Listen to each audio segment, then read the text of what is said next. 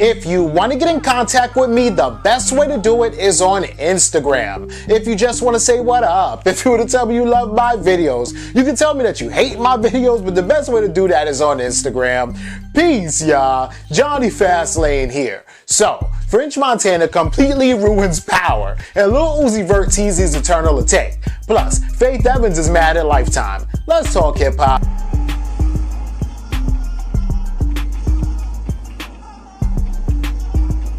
This is getting crazy, right? So y'all know over the past week now, French Montana and 50 Cent have been going back and forth on Instagram, right? French Montana's calling 50 Cent a dinosaur and a snitch, and you're not 6'9", you 5'9", like father like son. 50 Cent is saying, yo, you got a 2010 Bugatti, or you put a kit on a Mercedes Benz and you acting like it's a Bugatti. You ain't paid $2 million for that. That's the same joint that Pop Smoke had in his video. You pay for streams, your streaming numbers ain't really all of that, you ain't really go platinum in 2 days, all of that, right?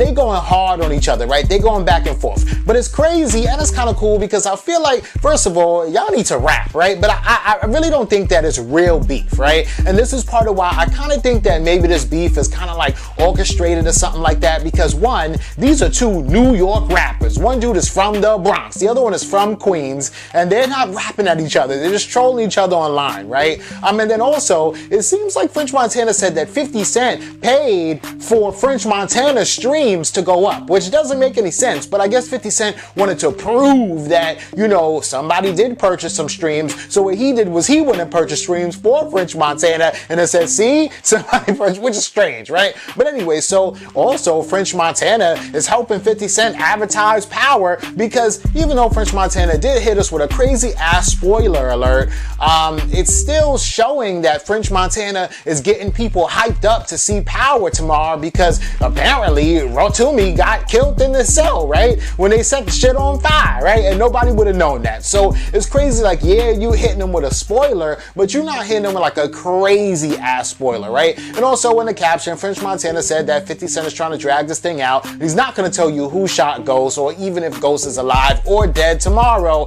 but here's what the main thing that's going on in the episode, and they show Rotumi getting set on fire in his jail cell as a message from Ghost, right?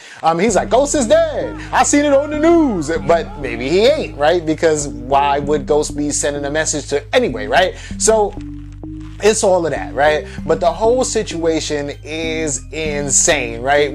Not with Power, but with 50 Cent and French Montana, yo. But anyway, I really, they are helping each other out, and they're helping each other be lit in New York. So I guess all that is cool, right? But let me know what y'all think about this in the comments. So Lil Uzi Vert is summoning his inner cult leader, right? I guess, man, right? A lot of Lil Uzi Vert fans are cult-ish, I guess, right?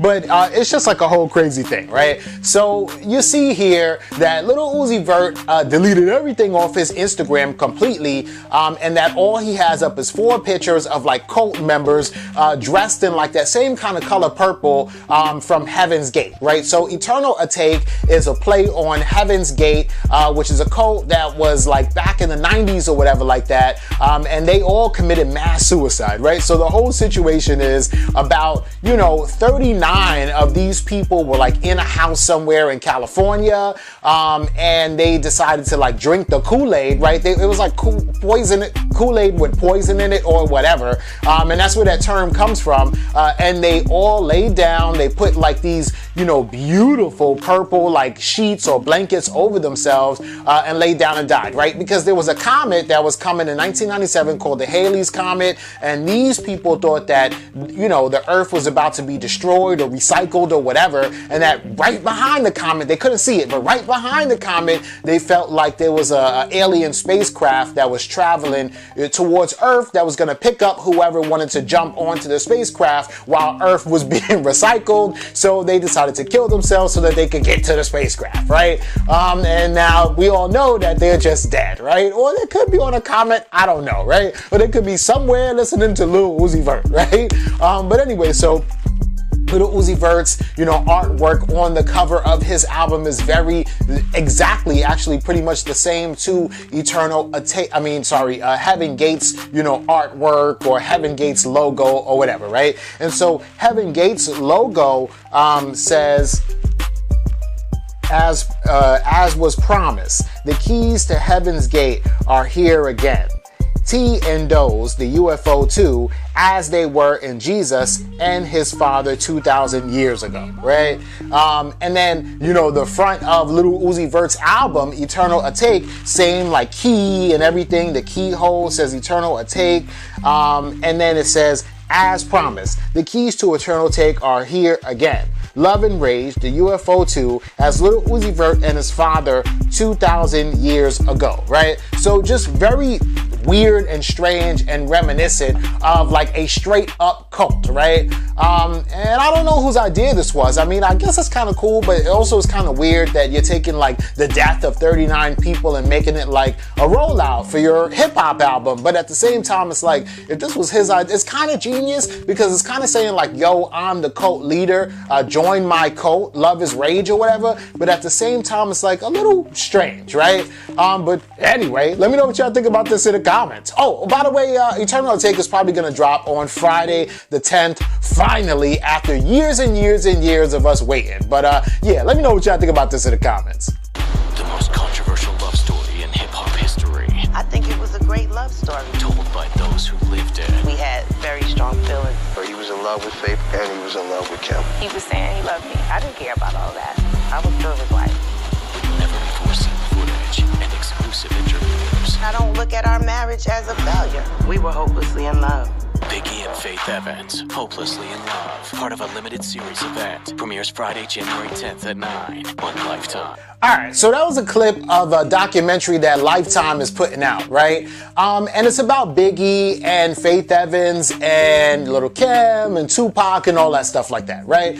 Basically, they're telling a story that's been told time and time and time again, right? But Faith Evans is attached to this documentary, and the whole situation is that they actually went to Faith Evans and they lied to her basically, right? Because she's saying that this is not what she thought it would be, right? I guess they told her that this is gonna focus more on the love that she had for Biggie.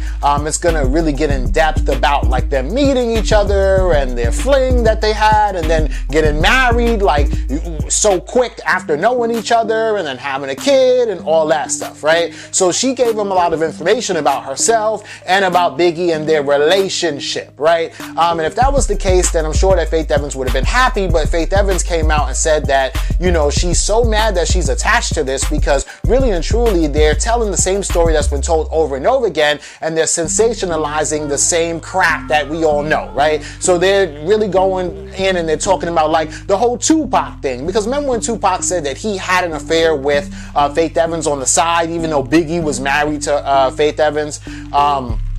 They're going into depth about the whole Lil Kim thing, right? Because we all know that Lil Kim and Biggie were together basically way before, Biggie met Faith Evans and married her. And it was almost like Lil Kim was slighted because Lil Kim felt like she was going to be with Biggie forever, and then Biggie just turned around and married some R&B chick that was signed to Bad Boy, right? With him and everybody else, right? And Puffy and them. So it was like all kind of weird and messed up. So the way that Faith Evans thought that the documentary was going to be is not the way that it's going to be, right? They're really going to be talking about a whole lot of other stuff, right? And then Faith Evans goes on to say that, Valletta Wallace, Biggie's mom, is upset that you probably won't see her, advertising this or tweeting this out or putting it on her social media or anything like that. And Faith Evans even said that, like, she's at a point in her career where she doesn't have to do any, business that doesn't really sit well with her. So she's just kind of upset and mad that she even did that because it's making her look crazy, right?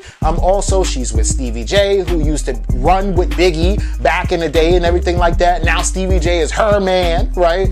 And they've been knowing each other for mad long. And a lot of people was like, yo, what would Biggie say if he knew that you was with his homeboy from, back in the day and all kind of stuff, right? So It's just all of that. Faith Evans is like, I do not want to rehash, you know, old stuff that's going on. I moved past it, and I don't want Biggie's legacy to be messed up. But really, she probably just don't want, you know, a lot of people to be like, oh, so that's how you getting down. And I mean, everybody was younger back in the day, right? So I get it. And I also think that, yeah, man, a lot of publications will do it. They'll say, oh, it's just one thing so that you can cooperate with them, and then turn around and do something completely different. But hey, we got you, we got the information, we got you to sign off on it, you got the check, so now you can't be mad, right? And Faith Evans can't really sue Lifetime. She can't, you know, go in the office and beat anybody up. It's just like, she gotta just let it be, right? Which is kind of messed up. But let me know what you feel about this and everything else in the comments down below. Don't forget to like, comment, share, subscribe. Make sure you hit that notification bell. Follow me at Jonny Fastlane on Instagram, and y'all already know what to do.